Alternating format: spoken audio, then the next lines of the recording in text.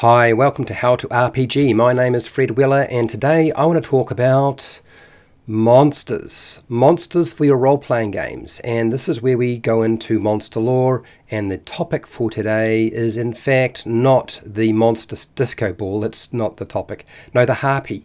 Surprisingly, I feel like the harpy has been given the big shaft at times, and so this was actually very difficult for me to put together. So I've taken everything in terms of the lore and what you know of in terms of Dungeons and Dragons sort of appropriated information, and I've given you, this is very different to what you might expect. So the name harpy means snatchers or swift robbers, and harpies are spirits of the wind, air or storms that carry people away. The harpy is actually a personification of destructive wind and the sort of force that it has, and the fact that people sort of disappear when there are storms. A harpy could be mistaken for a type of ghost also. From the lore that I saw in mythology, certainly the differentiation between ghost and harpy, particularly after a storm, is hard to sort of define. All harpies are servants of the gods that punish people for their crimes in the mythology that I had looked at. And harpies mostly they were referred to as the furies of the deities, or they were the deities of vengeance. So in a sense, they were potentially servants, but also possibly deities of a type themselves. Harpies would abduct people at the command of the gods, and this was usually the Greek gods, and then take them to Tartarus, which is sort of the underworld, or hell, or the afterlife, or to the Urnies, which were the old crones that have like one eye that they share amongst them, and they're mostly blind. And the Urnies were quite nasty to deal with. They dealt with the fates. Typically, harpies abducted only evil or wicked creatures or humanoids or people. Sometimes the harpy were messengers, and other times they exacted judgment, like Judge Dredd. There are two types of harpies that I could find. There is the beautiful and the ugly. And so I'm going to cover just briefly the beautiful and the ugly. The earliest harpies that I can see were fabulous, fair-haired or blonde, pretty winged maidens that punished the wicked. That was the sort of the reference that I could find. And these harpies were quite attractive, and they would fly as fast as the wind. So you can see how the wind and harpies comes together. Then there is the one that a lot of people identify with the most, and the one that Dungeons and Dragons and other role-playing games and a lot of Greek mythology does sort of focus on. There's probably more information on this, and that is the ugly harpy. Okay, while a second harpy type, the ugly or disgusting hybrid of a bird hag, essentially, that delights in torturing the living. So that's sort of the description. So this would be like a cursed female human or humanoid who has sort of a half bird creature thing going on. And I would definitely just describe them easily as the ugly harpy, and to sort of distinguish them from the fact that the very earliest ones were actually not that at all. So it's kind of unusual how things develop over time. A foul odour surrounds the ugly harpy and anything that they touch, and this is because they don't bathe. The dress of an ugly harpy, if anything, that's if they were to wear anything, is limited often to just tattered rags and shiny trinkets taken from their previous victims that they would hang off themselves or use as jewellery of some kind. The language of the ugly harpy is a horrible collection of cackles and shrieks. You kind of get the idea. It's the witch, basically. Commonly, harpies are described as thieving, conniving, wretched, vicious, violent, and vindictive creatures. So they get all of the horrible words. Now, the biology of the harpy is really hard to nail down. I've done my best to sort of pull things together, and this is what I have. The biology of the harpy can vary widely, even with it being a hybrid bird-woman. Okay, so there's so many different types. Sometimes the harpy has attributes of the eagle or the vulture or some other type of bird. Depending on the harpy breed, it might have talons, claws, a beak, bird legs, human hands, or even human feet. What tends to be the same is the harpy's extremely large and powerful wings that allow them to soar for hours without actually flapping their wings like a condor. And if you have any understanding of what a condor is essentially a type of vulture. And because it has such a large wingspan, it has to ensure it doesn't flap its wings too much because it needs to stay aloft for a long time. And so the harpy has wings very similar to that. Harpy eggs are white with a brown freckle that is about the size of a football. So an American football would be a good example of this, which is a little bit smaller than your New Zealand rugby ball. Surprisingly, the harpy is a hermaphrodite, so it has both male and female reproductive organs. And you might be thinking, well, yeah, that's interesting. Well, you're probably wondering why it always seems to be referred to as only a woman and there's no man. It's because it's a hermaphrodite. Very little scientific information is known about the biology of a harpy. And I know I'm tongue-in-cheek here, but I'm going to put it out there. That's all I could really come up with. Combat for the harpy. The song of the harpy has the ability to charm all humans and demi-humans or humanoids who hear it. This charm will last as long as the harpy continues to sing. Harpies can sing even while they are engaged in battle, and harpies use their song to lure evil travellers to their doom. I know the reference has always been sort of they are kind of like a siren and so they can lure anybody, but I have noticed that the harpies, they're very much about punishing the wicked. The effect of the charm is broken if you slay the harpy. So if the harpy dies, the effect on you is gone. It is impossible to fend off the harpy song simply by clasping your hands over your ears because the charm takes effect the moment the first note is heard. So unless you have your hands already over, you've prepared and put your hands over your ears, and it's completely sealed off all sound, you're still going to be affected. So characters who make prior preparations to block out the sound and use, say, wax and cloth together and seal it up so no sound gets through at all are immune to the effect of the harpy song. But if you don't have an approach, just putting on earmuffs would not do the job. You need to block off the sound completely.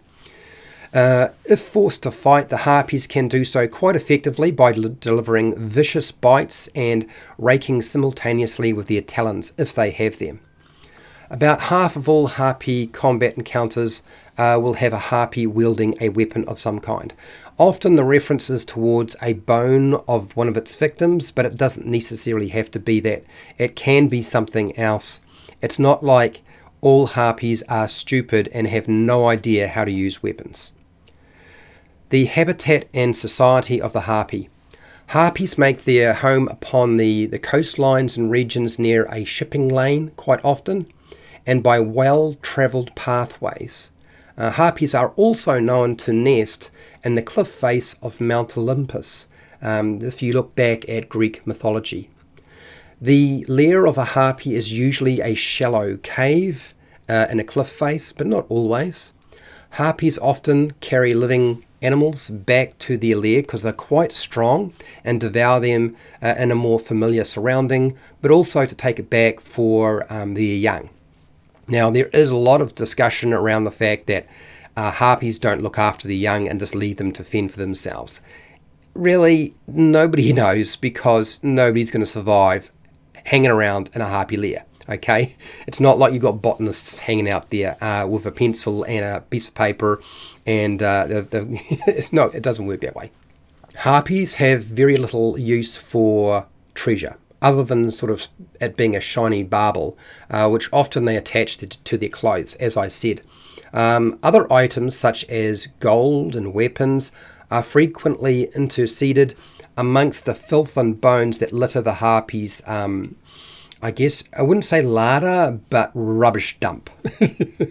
A typical harpy lair houses about half a dozen of these creatures, although there can be more, but it's roughly about that. There are no male harpies they've never been seen. So if they have never been seen, they probably don't exist. And this is because harpies can reproduce at will by laying a single egg every other year. And as I said, they're a hermaphrodite, so they actually don't need to reproduce with a male species. So they just reproduce with themselves. Harpies are assumed not to care for their young, but this is actually a false rumour. The social structure of the harpy is a collection of what I could tell to be contradicting stories that indicate nothing definitive, although it doesn't sound good. Although there are instances of harpies which could speak the language of another creature or species, these seem to be few and far between, so it doesn't seem to happen very often. Now, the ecology of your harpy. Harpies hunt all manner of beasts, remaining in an area for as long as the food supply will last. The harpy are despised and greatly feared by all creatures, particularly those that are weaker than themselves, and surprisingly, the harpy is quite strong, even for a bird-like woman creature. Harpies have a voracious appetite, devouring all manner of man and beast given the opportunity. So slain victims which harpies do not eat are simply sort of left to rot, which is not unusual. I mean, that most animals do this. They don't just sort of bury them. They just leave them to rot. Humans do this. The lifespan of a harpy is unknown.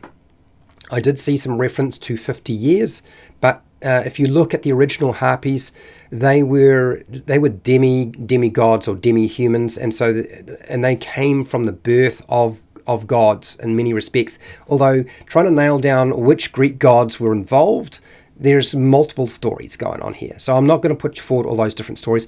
I think it's pretty clear, though, that the lifespan of a harpy is very difficult to determine. Okay, how to incorporate a harpy in your adventuring and in the adventure you're creating for your role-playing game. This is where we're really working up to. Now, a lot of these ideas, some of them are mine, but not the vast majority. Many of these ideas come from the Game Master Roundtable and the panel who discussed this not that long ago. So, stealing a harpy egg to sell to a broker, say who deals in rare or exotic creatures, would be a fun way to incorporate it into an adventure. The original harpy might be just one harpy. Often you see the lore and the mythology of Greece, and Greek mythology usually has one of everything. Rather than there being multiples, okay, there's just one. So the original harpy might have cloned themselves and is immortal, and that is why you can now see so many of them. It's actually exactly the same harpy, but there are multiple clones of that same harpy. And of course, over time, they develop new experiences and different personalities. You could have a bard harpy make a living in a nightclub, collecting tips by singing rock and pop music. You could even have a blues musician harpy who plays a harmonica, which I think would be quite amusing. Now, if you could go all Milli Vanilli on, is it Milli Vanilli? I think it's, I don't know, I can't remember it. I think it was Milli Vanilli who did this. You could have a lip-syncing rock star harpy who can't sing a note, but everybody assumes the harpy can sing well because, of course, apparently the harpy song is entrancing and can hypnotize you and charm you. But this harpy doesn't have any of those skills. You could have a harpy farm where you harvest eggs for a special market that sells them on by collecting the eggs from a barn. And unfortunately, this would be extremely dangerous as an activity or a job, as the harpies would devour the labor force that would collect the eggs. That would be quite an entertaining thing to do, is giving your player characters the job of harvesting from the barn the harpy eggs while the harpies are perched above waiting to eat them. People collecting harpy feathers would probably be doing this for spell components, so maybe that's something you can tie into your adventure. And then you could sell purple magic mushrooms that have sort of a mind-altering effect in a nightclub, And of course, to get them in there to buy that particular drug, you get a harpy as a diva to actually sing songs and draw them in. And then, of course, I mean, that's what you do in a nightclub, right? It's music, dancing, and drugs, right? That's what you were sort of working towards ultimately with that idea.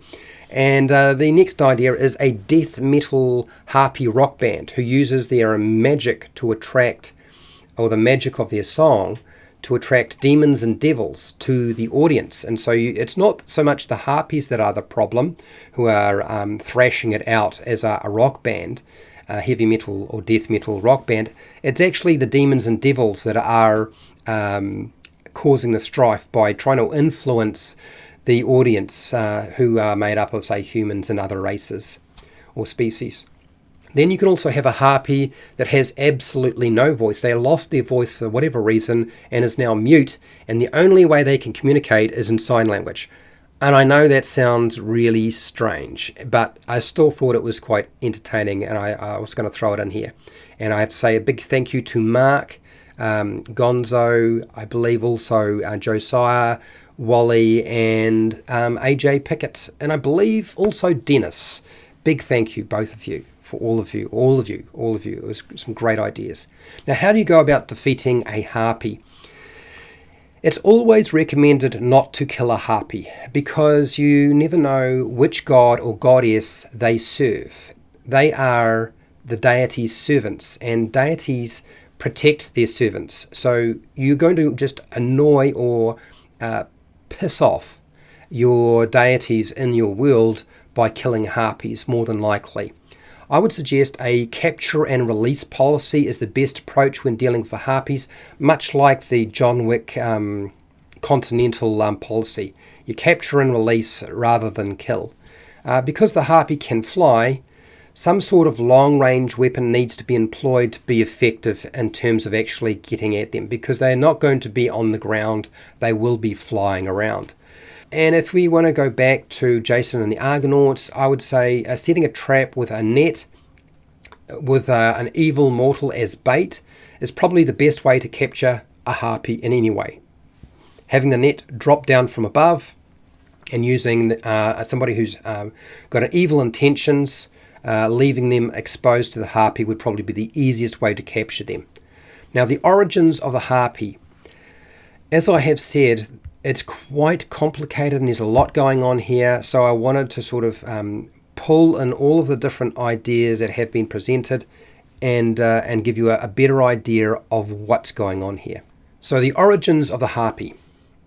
There were originally two harpies described by Hesiod. I think it's Hesiod, and that is Aloe, who is got another name called Storm Swift. So Aloe, also called Storm Swift, and then there's Okapete, who is called Swift Wing.